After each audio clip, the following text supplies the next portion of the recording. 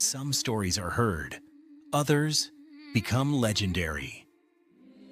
Welcome to the Becoming Legendary podcast, hosted by Rita Valente, the visibility architect and the fame activator. Real stories, raw conversations, legendary impact. Hello, everyone. Welcome, welcome, welcome. My name is Rita Valente, and this is Becoming Legendary. And again, I'm start getting really annoyed with this name because then I have guests as Danielle today, and it's almost offensive to call Becoming because if he is something, is legendary. Hi, Danielle. What are you doing? Hello, Anna. Nice to see you all the way from Did you like Colombia. my intro? I did. I am like a little kid on Christmas because I love humans and stories. I grow up across cultures. I grew up in Africa. I was born in Portugal. I was raised all over the world. I live in Latin America, as I just told you. And I did live in the United States from New York to Pasadena. I did live all over.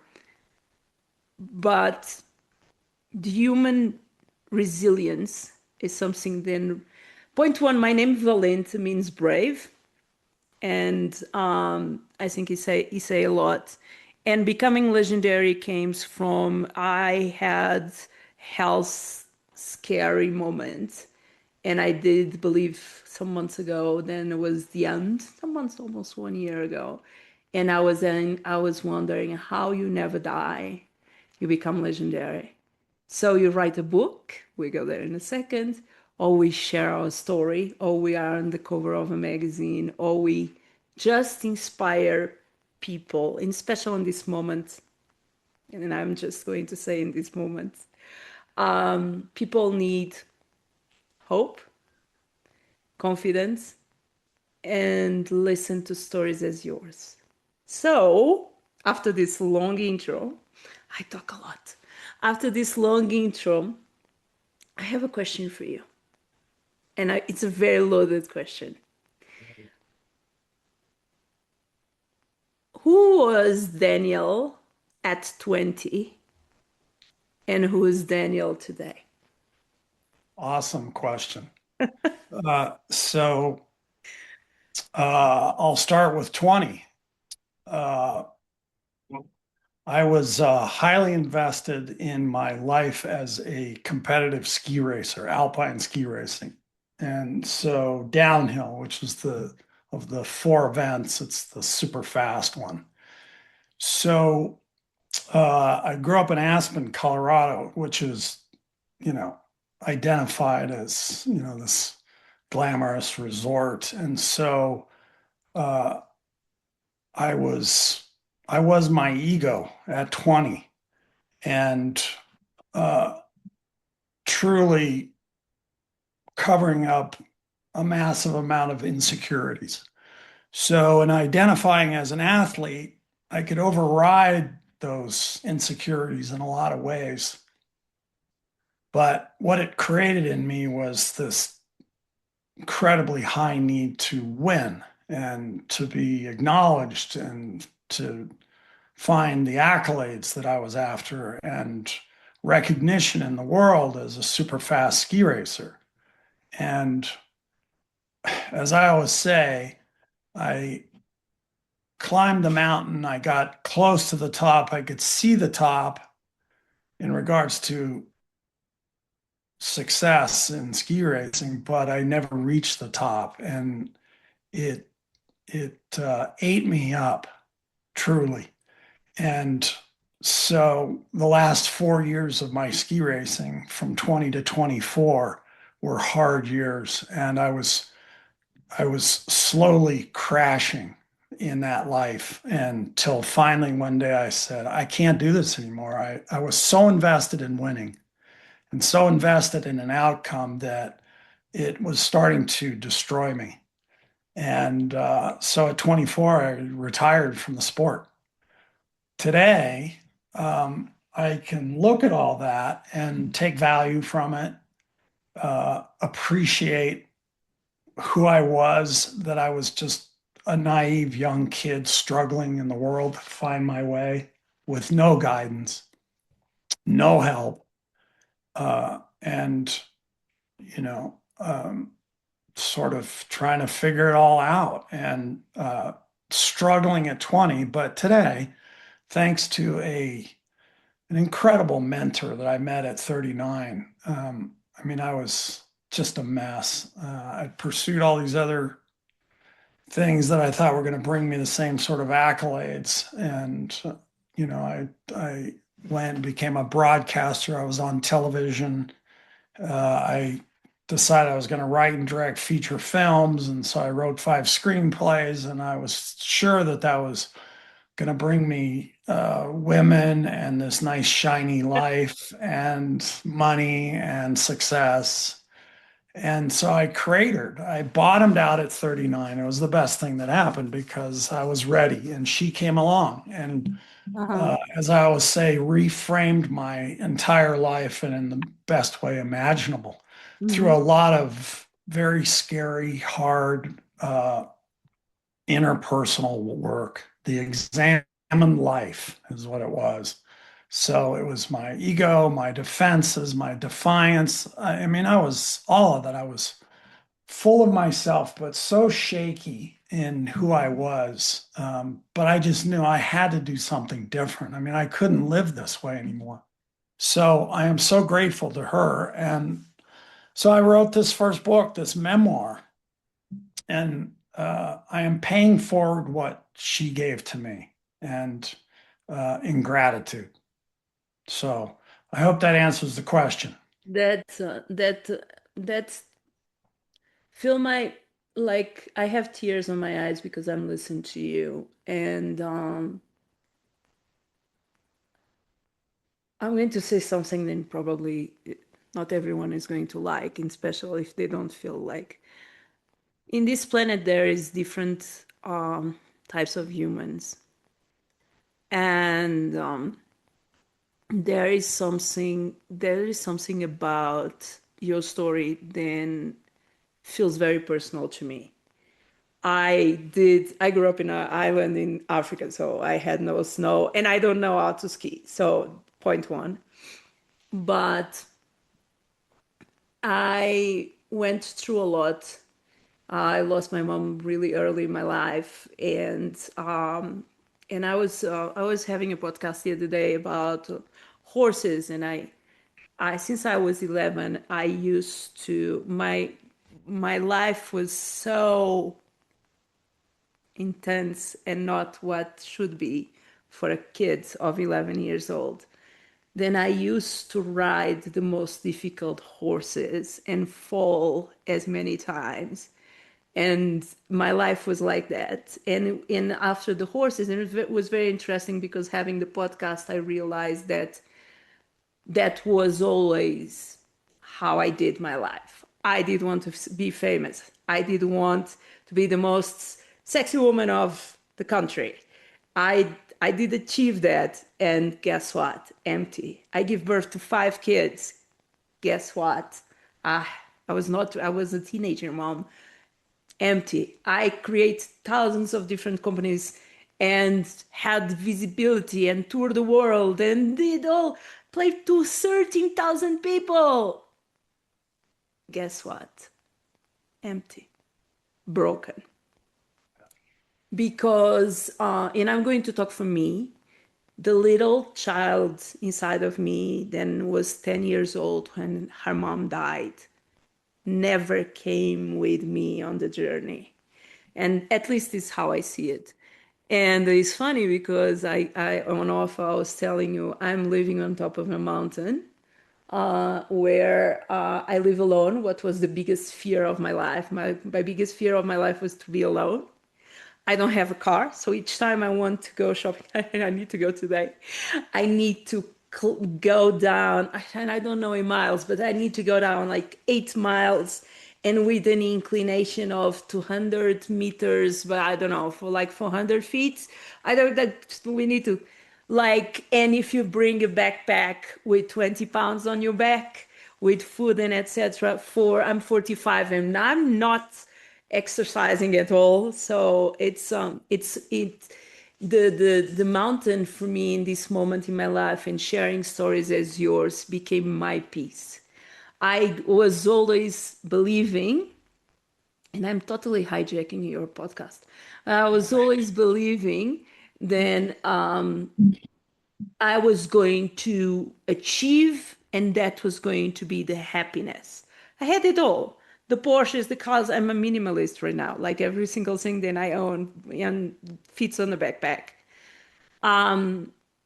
And each time I was more empty, and each time I was more broken, and each time I was choosing worse the people than I was sharing my energy with, and you know probably be better than me. Then that is an important detail.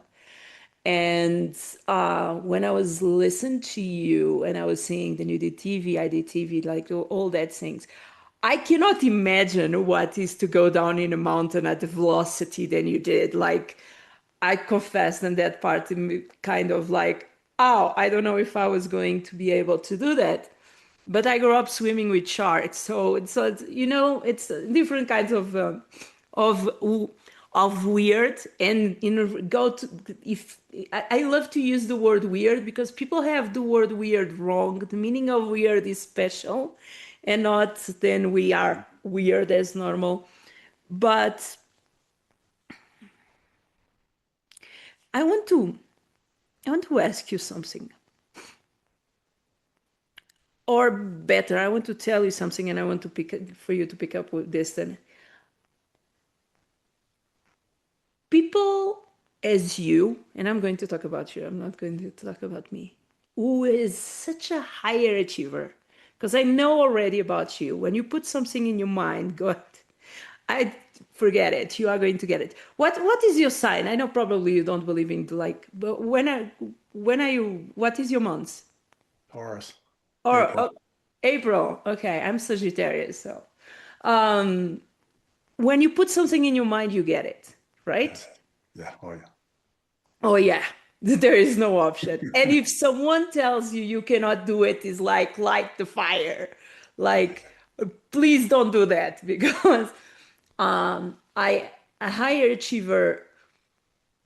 I have two questions for you that are very loaded, more loaded than the other one. One is for you to be in front of me having this conversation right now. This is not for every person because the higher achievers and being vulnerable, even though I believe is the best and the strongest package possible, is Yes. when you are a higher achiever and you are vulnerable Yes. and you can say, yeah, I'm going to talk for me. I did so many things wrong. I did hurt so many people. I did hurt myself so many times and I did not forgive myself, but that is something. So, point one, congratulations for that, because majority of people don't have the guts to be vulnerable, and so they never heal. And the other side is, don't you believe then we get in a kind of addiction of this kind of almost between the surviving modes and the phoenix story? Then we create, and then it's not this burnout, and then let's create again. I know I told you it was loaded, so now Yeah. you do whatever you want with it. Yeah. I live that cycle, so I know it well. And don't get me wrong. I mean, the world is an incredible place, and I love to buy new stuff, and that's fun. Uh-huh. And I'm not a minimalist, sort of, but I have my preferences. There's things that bring me joy, but um, this this cycle of achievement and burnout is hell. To me, it's just hellish. I lived it for so long, and so when I finally burned out and started working with this mentor of mine, I started working in a restaurant 3 nights a week as an assistant manager, and then I became a home inspector. So I gave up these shiny pursuits for more. Um, I became someone of service, is what it was, and found great joy in that. Just inspecting houses for, someone about to write a massive check to buy this, piece of real estate. I would look them in the eye and say, I am your advocate. I am working for you. I want you to know what you're buying. And so I'm going to find everything I can in the house so you can make an educated decision. It was very fulfilling for me. And this sort of simple, um, sort of organic life that I was living was the greatest. And I settled into myself and began to do this work of self-discovery and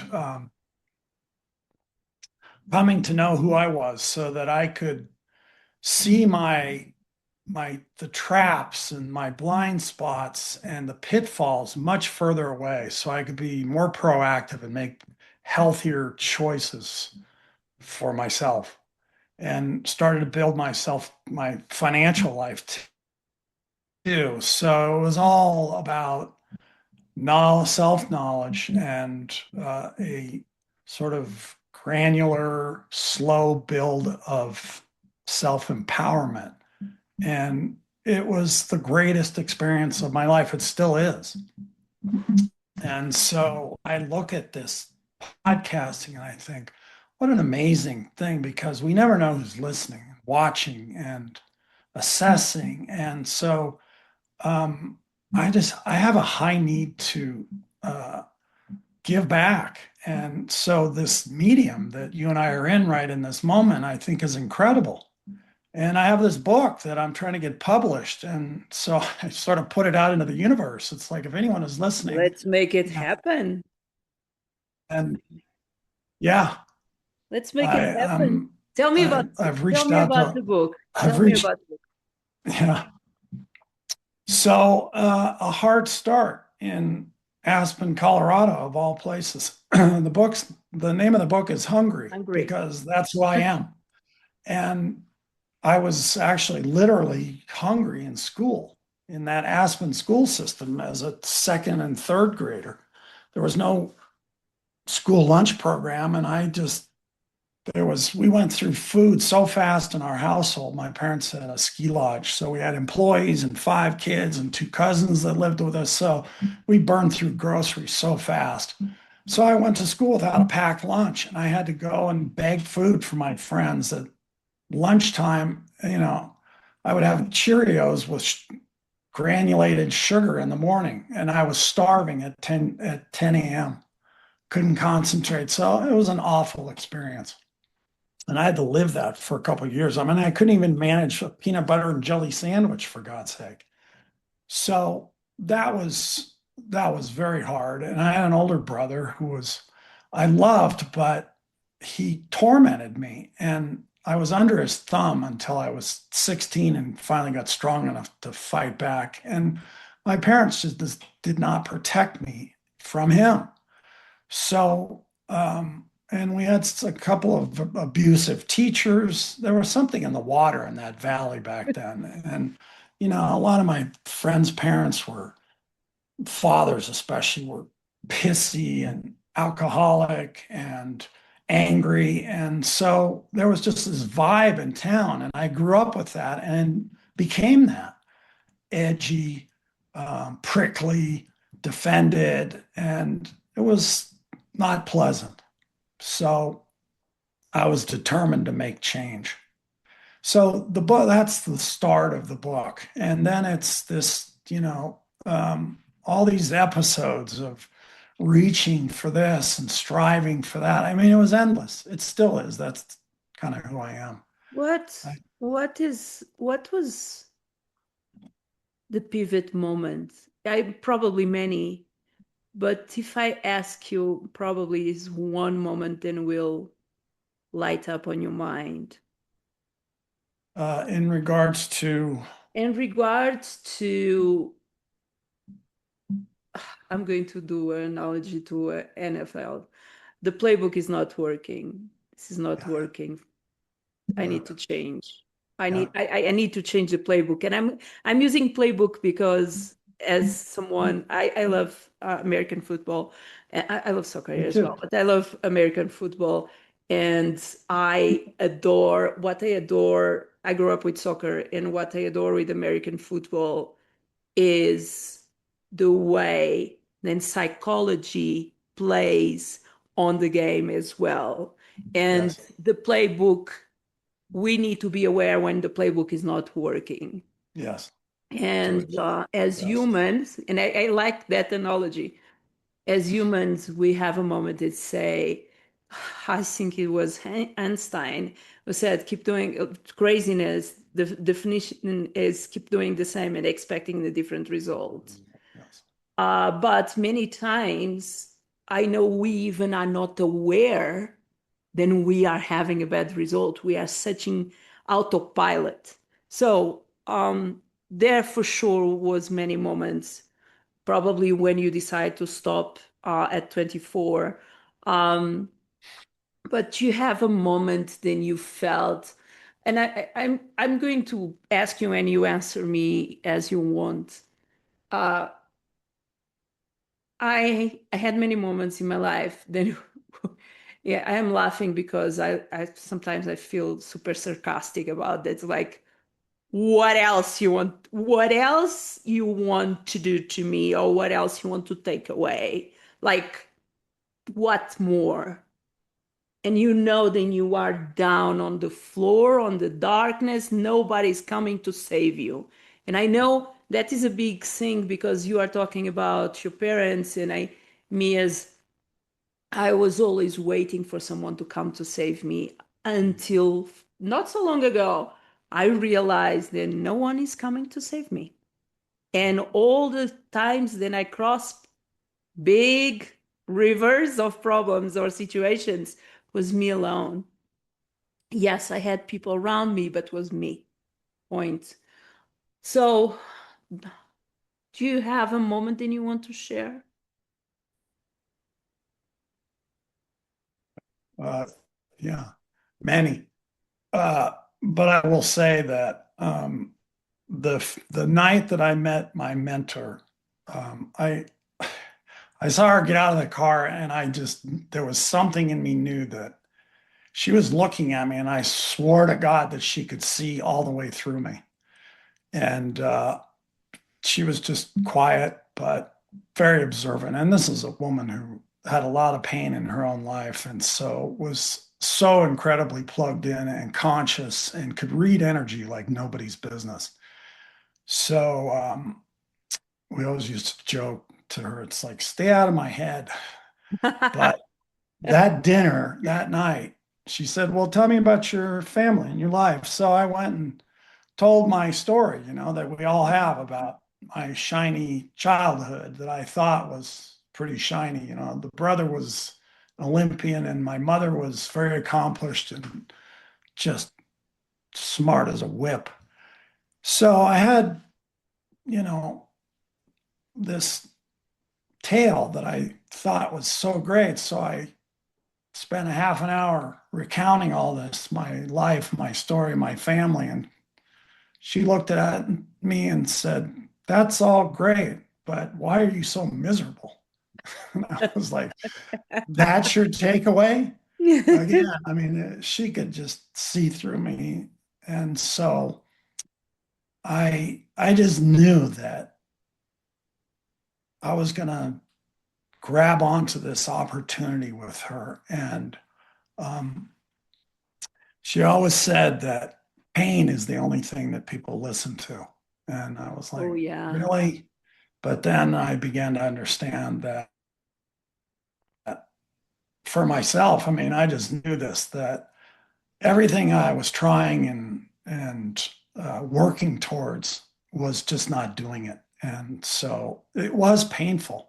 And again, at 39, I just bottomed out, and I was like, I was just a raw nerve ending. And Mm. um, I started to work with her and began to very slowly turn it all around. Hmm. Um, People are listening to you right now, and you are saying then she read energy. I consider myself very good on that as well. Um, I believe there are certain people who the ego did stay a little bit behind, and it's not so important. We have been there, we did that. Yeah, it's I'm listening to you, and Daniel, you have something that is bigger than words. If I was listening to this podcast, I was going to say, I don't know what is about him, but I want to know more. And I am a marketeer as well. So I am a storyteller. So I always like know exactly how people feel because it's the position that I like to approach whatever is my interviewer. But for the people who are, for the man or the woman from any part of the corner of the world right now, with snow or not snow, well, listen to you. Before we continue, if you could stop 1 second and give them what you want to tell them. That is a very good question. And that is actually why I wrote the book. What I am doing is paying forward what was freely given to me. And that is that there is a way out because I'm an Enneagram 4. Anybody knows a 4 is I've lived sort of a solitary life, which is painful at times. And have felt forever like I'm on the outside looking in. And that's difficult because we are social animals, as we know. And people expend all this energy in, their social circles. But anymore, I can't. I always say I'm sort of allergic to small talk. I mean, I I'm gravitate laughing. to, yeah, I Yeah. gravitate to people with depth. It enlivens me. And so um, I I'm always looking for my tribe. And I don't give advice, but I can only speak for me and say that find those people and find those wise tribal elders that have lived. They've got a lot of mileage on their tires and they've experienced a lot of hardship and struggle. Those are the people that are going to add to the quality of your life. Find them and read a lot. I mean, when I started doing this work, I was reading. Well, the first thing is my mentor handed me The Road Less Traveled, Scott Peck. Mm. And that was my start. And then it was Alice Miller and Deepak Chopra and Wayne Dyer and I mean, there's a list. I can't even think of all the books that I read that were very. Did you read The Alchemist? I'm actually reading that right now. A friend of mine did. Really? Actually. Yes. I adore that book. I reread the Yes. first time when I was 15. I have a tattoo on my own that I have many tattoos, but one of them is maktub, and then if you are reading, you will find that word there. Is a word is Arabic and it means is meant to be. So it means then you have the choice of choosing your destiny, but there are moments then you really need to cross paths. It's a very interesting book and I have so many parts. It's a book with so many small stories. I don't know on what part you are, so I don't want to be like spoil alert on that. But there is a part where he's in Morocco's working on a crystal shop. Did you went to? Yes. Okay. I love Do that you story. do you know what happens? Yes. Then the desire of the owner was to go to Mecca as Yes. and he starts cleaning the crystals and doing advertising and one day the owner fires him and he Yes. asks why and he say I'm almost with the all money that I need to go to Mecca and if I keep doing this if I go to Mecca what I will have no dreams anymore. Yes. So I don't know, I read that like 30 years ago, but it's very interesting that you are reading that book Yes, because it's a very beautiful and powerful book full of interesting moments. Um, 100%. I have a question for you. You are talking about talking with I as well. I don't coach, I don't teach, I just share. I don't believe we are allowed to coach and we just share. And many times I like to believe then we cross things so we can shortcut the the pain and the story and we can give hope. Um, but do you believe I believe then one of the big issues of all of us, but one of the big issues. And I was kind of protected by that because the way where I would grow up, growing up on an island with nothing, where money had no value. So my growing up was very different, even though my parents were entrepreneurs and made a lot of money, money had no value in that. Imagine a little island for 113,000 people, no shops, nothing. I believe then one of the big problems on our society or challenge, I don't like the word problem, is people buy the dreams of other ones without even knowing who they are. If that is something that you really want. I'm learning about myself now that I'm living alone. But what is your opinion about it? Strong one. Um, so again, having lived this experience of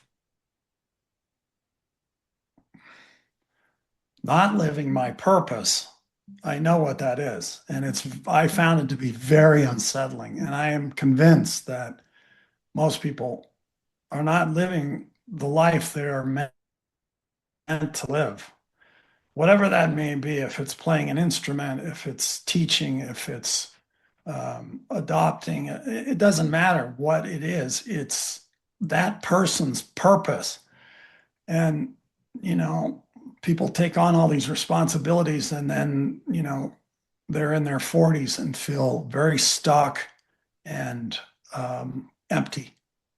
And that's a tragedy, I think, because I never get to know who I truly am. I always say that if I had had more success in these lives, these pursuits of mine, and it would have done me a great disservice because I wouldn't have kept searching and I would not have crossed paths with this woman who changed my life. So, um, my life it's a very singular path and it can't be for anyone else, just as everybody's life is their own and singular. But um, to find that fulfills us is an awesome thing. I adore. I'm going to stop here and we jump again on the same link and we keep recording. Okay? Because they give Awesome. us. I'm in love. Okay, 2 seconds. Just jump on the same link. I'll find you. Okay? So I have to go back and And relink. just click on the same link and we will come back. Okay. Okay? Okay, 1 second. I am listening to you and um, I'm going to ask you a question. It's kind of personal, but it's a question, and I will adore everyone to ask this question to each one of you. And don't answer the first thing that comes to your mind. Really answer with your heart. And the question is very simple. Not. What is success for you right now on the day of today? That's a good one. Uh, well, I always say that if I can reach one person and where they look at my story, something perhaps I've said or written, and say, that's tangible. I can grab a hold of that and take it into my own life and make positive change and um, lead a more conscious, fulfilled life, then I will have achieved what I set out to do. One person. I'm hoping that it's many more, but It's many more, but okay. But we are. I I'm asking this because I was an international DJ, what I was telling you on off, and then 2020 arrived. And I, as always, pivot 180 degrees and I became a coach. I went through all kinds of coaching, God no. I was a visibility coach, I was a business coach, and I have all that knowledge. I was buying the strategy of 10, I want to make 10K per month, or I want to make 20K per month, blah, blah, blah, blah, blah, blah, blah. And on the road, I was achieving and like, tick, you know? But then I was realizing, wait a second. I am allocating because worse is I love what I do. So I was in special as a business coach, I was having an issue because I'm when I'm like, I will say like you, when we decide, okay, let's do this, we will not stop until it's done. And I was kind of expecting then people are coming on the same journey than me, and not, it's not for everyone. And I I was making the 10, the 20, the 13,000, and I was feeling like, oh, I'm dragging myself. I'm working with people who don't light me up. I was feeling, oh my God, here I go. I need to go to this call. So my version of success right now, it is, I know I can make all kinds of money I want in any time. So I have that knowledge. And that is kind of, people look to me how I always manifest. I don't manifest. I just put my focus on that and I create a path to arrive. But my version of success right now is this, is being present, meeting another human who has something to share and is going to teach me a lot. And I just work with people that I want and light me up. Each time I have, and I don't call it client because I just think I join forces with people and we work as a team. And I don't coach, I just like, let's figure out how we arrive there, how we publish your book, how we make the best selling on Amazon, whatever. Um, and and I had it all. I had it all. I bought two Porsches on the same day. I don't even like Porsche in special, but okay, that's like, what else? I remember I bought. I'm a woman, but I'm not. I never. I grew up in Africa, so I was always a tomboy. Like don't I? Of course, when I work on TV and I was a model, you put me makeup and I look amazing. If you ask me to do that every single day, no. I'm always the fast one jumping out of the bed, taking a shower, and being ready. And I bought one time a Gucci jacket I will never forget. It cost me $4,000. And I never did use it because I had a little girl in that time and I was always scared that she was going to touch my white jacket. So I realized in that moment, then all the material, and I'm with you. I love money, and I love, for me, money is really fantastic for experience. I love money because it allows me to stay in houses that I love. If you see the view that I have here, like money allows me that. Money allows me to travel in first class because God knows how many hours of flights I have, and I love to travel in first class. Like money allows me to buy good clothes that are going to last forever. But yes. now my version of success is expanding your story and making other people listen to you, because all the knowledge, all the suffering that I pass being on the news for the wrong reasons without any capacity of even answering, because this is before social media, or making money from that. Um, I have the knowledge how to expand and tell stories, but I had many different versions of success. And what I believe is many people believe they have a version of success because that is, and it used to be the house and the family and the marriage and the dog, right? And the white fence, right? And in reality, if you think well, what we are doing right now, it's like I'm here with you. Nothing is distracting me. And that alone, one of very interesting things, I'm not a big fan of social media. I use social media for us all to be able to share our message. But the other day, and this really did strike me, and the other day I saw a post and I did left a comment, a meaningful comment. And that lady texted me and said, "Oh, thank you so much for your comment." And I realized the biggest currency, the most higher valuable thing than we have right now is attention. A majority of people are giving attention to things they should not. They are concerned with what they eat, but they are not concerned with what they consume, right? Very true. What do you think about that? Yeah, our world is full of empty calories. They are very alluring. Empty I mean, calories is a good one. Yeah. everybody on the planet, it seems, wants to be famous. So social media it's that. It's like, look at me, look at me, look at me. I get it. Um, I also know that this all of that can be a tool Oh towards yeah, a hundred what is a percent. greater end. It's a great And entrance point to create a connection because, and yes, I'm going to my people, and I call my people my brave wolves. Then it's the people who work with me. My brave wolves. We put them on the magazines, on Vogue, on Forbes, and Legendary, blah blah blah blah. Why? Because that cuts the noise and people can arrive to them first because they trust that kind of.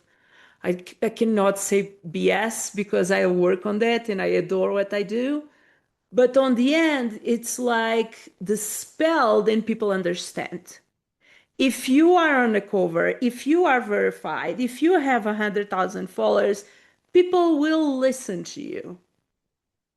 So if we really for believe, then for a while.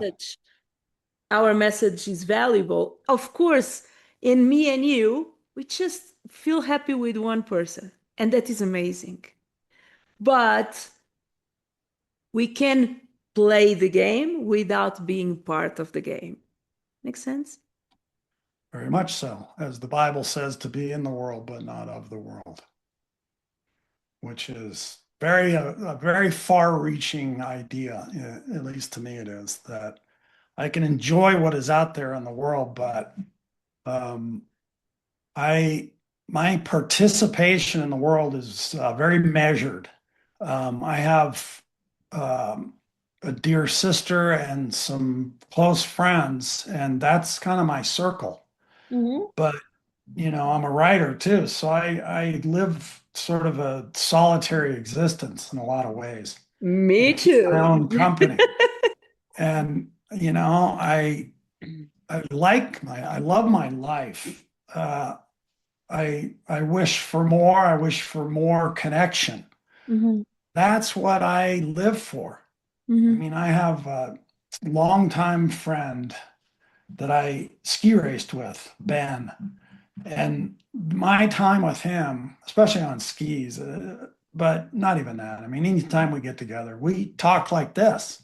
We have these kinds of dialogues, and we update each other on, the trials and travails of family and uh, life stressors. And so every time that I hang up with him or leave him, I feel grateful that I've got a friend like this in the world. So I feel very blessed. Uh, So, it's everybody's got to find their thing and really find their people and find people that have Resonate. substance to them, have depth to them. And that is true intimacy that has nothing to do with sex. Oh yeah, I'm 100% with you. Oh, do you know, I'm going to say something that is funny. Um, I write a lot, but I never wrote a book about my life, or even and I always say this, and probably you will understand, even though you did not do the Playboy cover. But I always say it's much more easy to undress for a Playboy cover than to undress your soul on words. Oh yeah. And it's undress your body is easy. Yeah. Undress your soul is another level. And I make music as well. And I make music for my clients, what is really cool. So we could like create all a narrative of music telling your stories. And something then I am been doing for my clients, for my brave wolves. And it's so uplifting because position you as well. Then Google Knowledge love this. That is another story. That is a marketeer story. And so if you release your book and you as well, you are put as music, not a music artist, but as a music related person who's releasing music and narratives with audio, that combo is, don't forget, audio, visual, all of that. Um, what is next for you?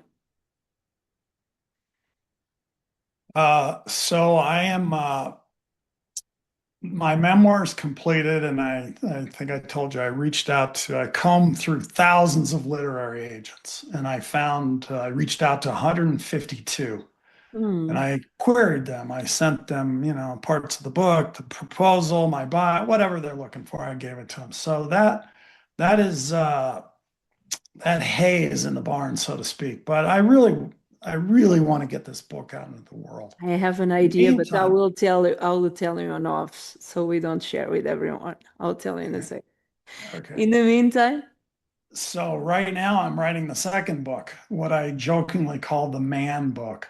hmm, So I shared a little bit of this sort of hard male energy that I dealt with growing up, and I have a lot of endless stories. And so after I met my mentor, she says, you got to find more balance in your life. And she started talking to me about androgyny, and I was like, what? it But was it's really, you did not feel like the pure champion. It was had, yeah. I totally understand what she means because I suffer the same. Yeah. so, it's being in balance with the masculine, the feminine energy, which is a beautiful place to be. And I consider myself there because I can be driven and logical and kind and loving and um, to experience all of that and to call on that in a needed moment is an amazing thing where, I can be fierce and don't F with me and Uh-huh. then very compassionate and Mhm. the next moment and, you know, listening intently to a dear friend because it's a gift of love to be present for the people in our The lives. gift of love. So Yeah. the point of this book right here is that, I think we're doing our young boys a great disservice in a lot of the Oh, ways we I'm raise them. so agree with you. On There's my a last sweet spot On my where, last two podcasts, I have been talking about this, and this comes from a woman who was always, I'm what you could consider the kind of feminist. I'm not. I love what I do. I go for it. But please, this world needs male energy to balance because this is out of control. This is out of control. Nobody knows what is the part. And these children, we are okay, children. I have four boys. They are growing up without understanding between the mix of information, like. where is their part and what should they do? And then there is all this kind of influence who comes from all parts. And I'm talking as an observer, I'm not here to, but the children, not the kids, the boys at home, between the hormones and the desires and the wishes. And at the same time, in that moment, then you look to yourself in the mirror and you look like an ugly duck, because we all go through that. And people are bullying you for all kinds of reasons, saying you will never. It's so messed up. So when you said the men's book, something really did light up on me, because I don't have the tools to be talking about male energy as all of you have, or you in special. Yesterday I was having an interview with Rocky, and it's an amazing soul. It's 67 years old. Then we are talking exactly about that. Like, please, we need to do something about this, because I I did, I married many times. Let's not even go there. But I finished by 90% of the times to take care of all parts of to be a wife, the provider, the mom, etc. And of course I burn out. I destroy my life. And because I was out of balance of my own energy, so I was attracting who was out of balance in the other side. And I'm very concerned with that. So thank you so much for doing that, because I deeply believe the world needs more and more and more to remember the balance that is needed. Life is about Yes, balance. yes, we need to do better with these boys.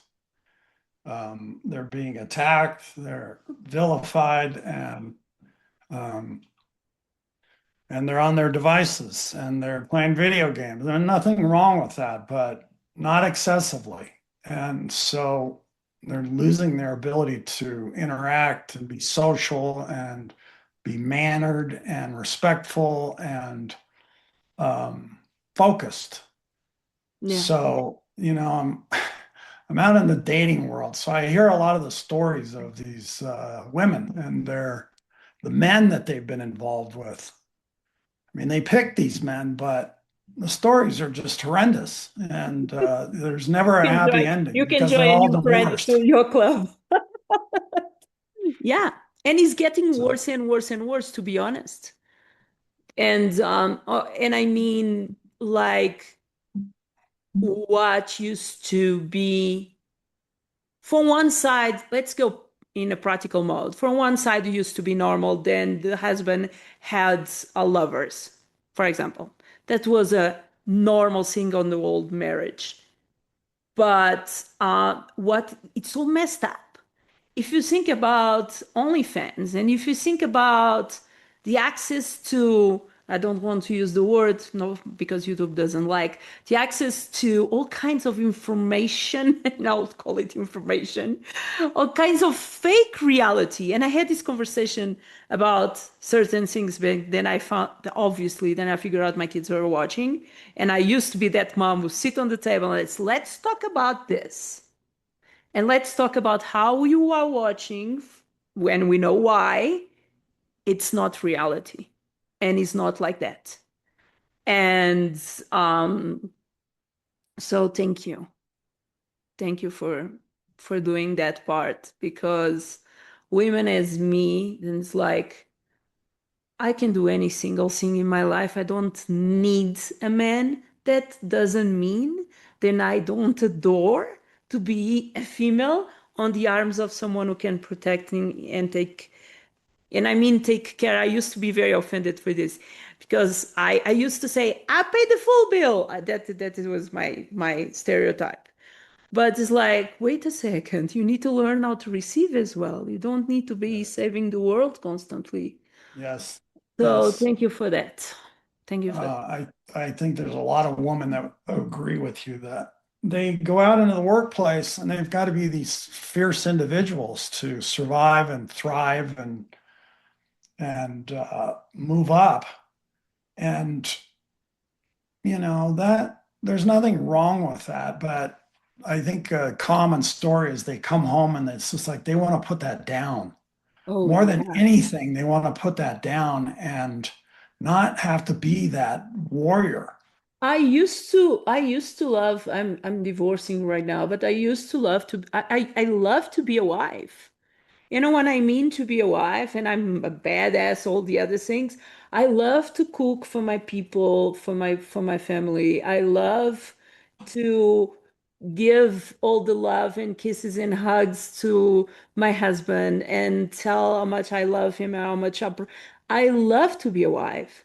Do I am a badass entrepreneur? Yes, I am. But why we cannot be both? Like, who Absolutely. said we cannot be both? Absolutely.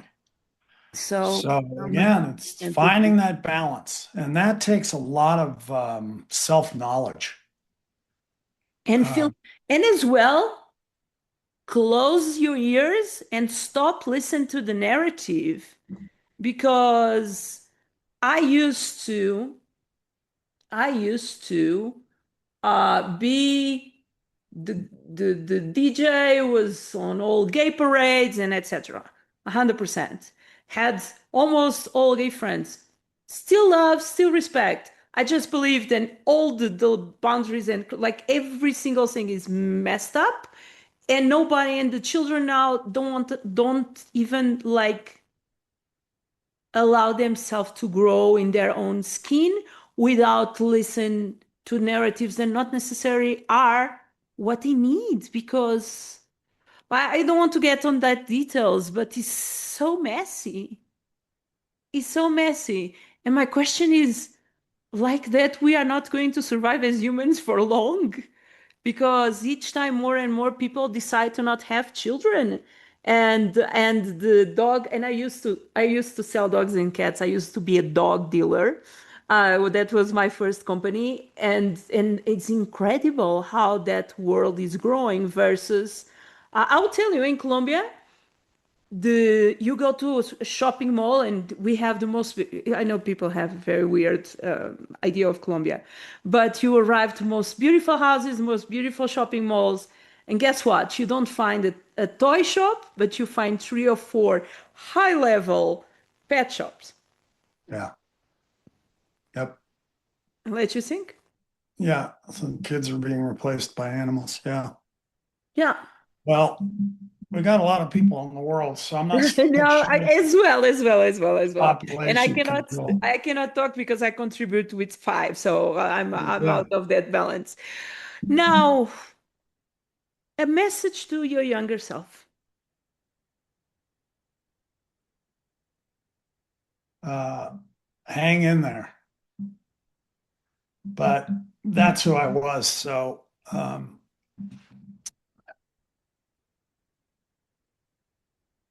that's it. I mean, I did was I needed to experience everything I did. So I wouldn't change a thing. People talk about regrets, which I don't believe in it for a second. You know, I look at this path I've taken, very circuitous path all over the place, and a lot of close calls and scrapes and almost going to jail and drug use and bad behavior and um, falling on skis at high speed. So I was very fortunate that I got through it all pretty much unscathed. And so, yeah, I would just say keep going because you're going to find your way and you're going to cross paths with this amazing woman that is going to change your life in every way imaginable. So hang tough. It's going to get better. Okay. I'm going to That's what I ask would you, say. I'm going to ask you two things that you are proud of. Uh, Love it. Great question. Uh, so I love who I am for my people. I uh, I am supportive and encouraging and celebratory, and I love my people. And I hope they know that. That's someone who I love to be, and it fills me in incredible ways. And um, I am a persevering MFer. I mean, I just don't give up. And I really like that about me. I can Uh, feel. I, I I just, I resonate a don't, lot with that. I don't stop. I mean, I'm deep into writing the second book and, reaching out to publishing houses and talking to you. So, I just, That's, we will make it very happen. excited. We'll make it happen. Now, what are you grateful for? Two things. But here is the secret part. Two little things. What I mean with that is many times we are grateful for the big ones. Give me two little simple things then you are grateful for. Uh, I don't know if this is a little thing, but I'm grateful for the way my mind works. Oh, yeah. Um, I mean, writing I only started this 4 years ago. I mean, I wrote 5 screenplays, but I was so naive back then. I had nothing to say. So when I can sit down and write something that I go, that's got a little bit of lyricism and a little poetry to it. I really like that. That's very fun and creative, and it lights me up, as you would say. Mm. So that's one. And a small thing. Uh,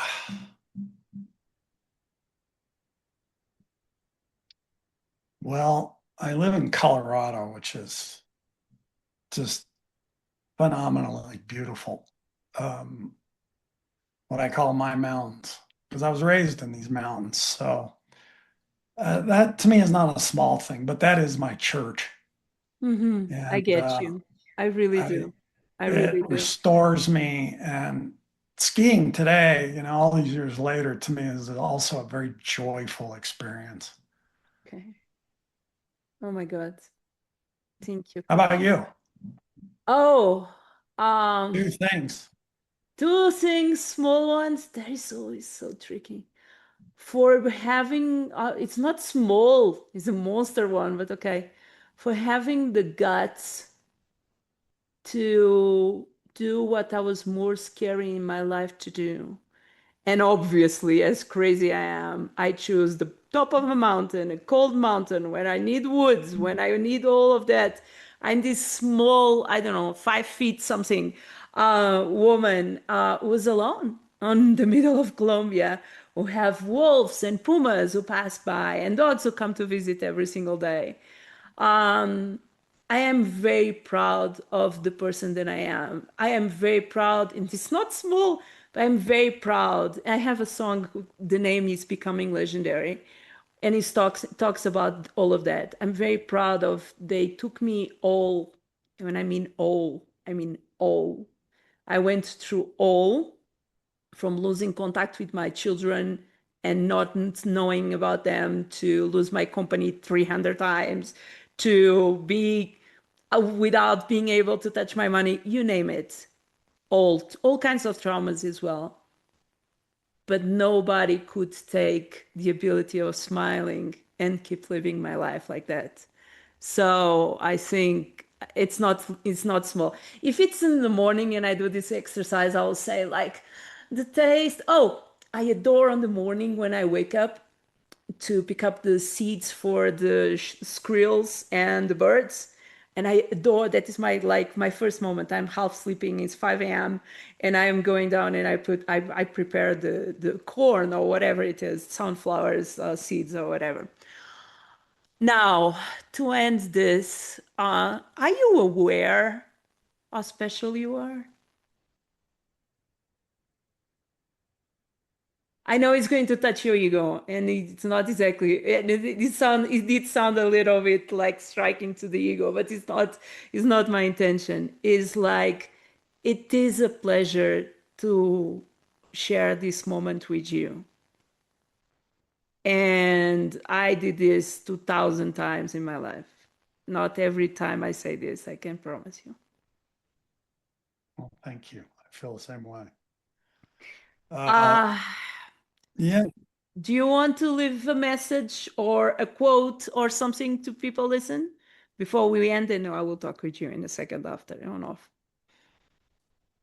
Some stories are heard, I don't others know if I have become a legendary. quote or anything, Welcome but to the Becoming message. Legendary podcast, hosted by Rita Valente, the Boy, visibility architect and the it's like fame I'm drawing a activator. blank. Real stories, raw conversations, legendary impact. I would say embrace vulnerability. I mean, everyone talks about it, but it's a beautiful thing.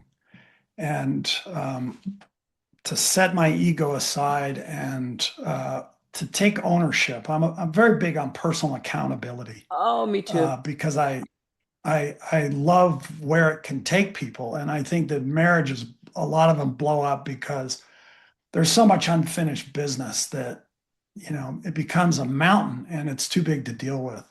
If you take Um, responsibility, sorry for interrupting, if you take responsibility, even if you know, even let's imagine on divorce, and you know then the other person is doing the worst things as possible, you don't forget, then you choose that person.